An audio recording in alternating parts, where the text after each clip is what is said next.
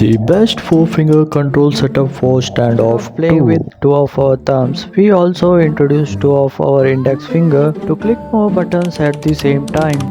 It will take 1 kill at a time to clutching entire lobby. Let's start the video. Tap on the map and uncheck the box so that it doesn't open when you tap on the map. Decrease the transparency to 50%. Keep the fire zone 2 buttons only. The perfect joystick size improves your gameplay. We'll speak about this in the upcoming video, but for now, match the joystick size to the size of your thumb. Keep the joystick size to around 20 to 24. Stack up the buy and diffuse kit button at the center because anywhere they are not used at the same time. This button doesn't have any use in the game. Used to close the scope button, which can be done by scope button itself. Another button that I don't use is the scope plus shoot button. Enable the other shoot button which has been disabled by default. Keep the shoot button at the left side of the screen. I'll keep only shoot button in the left hand side and keep all other buttons in the right hand side because my dominant hand is right hand. Obviously it's more quicker than the left and can manage to click more buttons. If you are a right-handed, then keep more buttons in the right side. If you are a left-handed, then keep more buttons in the left side.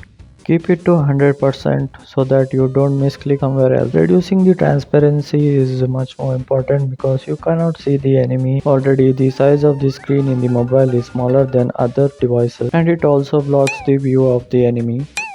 Joystick placement should be somewhere in the middle. Move it left and right and place it where it feels comfortable. Place the weapon pickup button at the middle. Reduce the transparency a bit.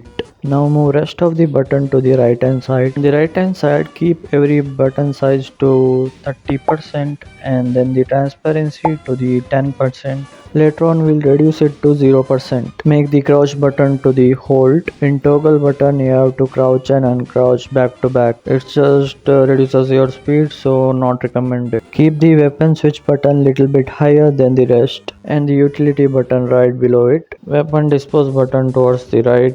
Keep rest of the button to the right side and it should look something like this. Now let's move into the training ground. We are going to build the muscle memory for each button one after the another, starting from the shoot button. And once you feel comfortable with the shoot button, now move to the other buttons. Now try to add crouch button to this drill. It might feel bit uncomfortable at first, but muscle memory is built on repeated action. By repeatedly spamming the each button, eventually your muscle will remember the position of each button without even looking at it.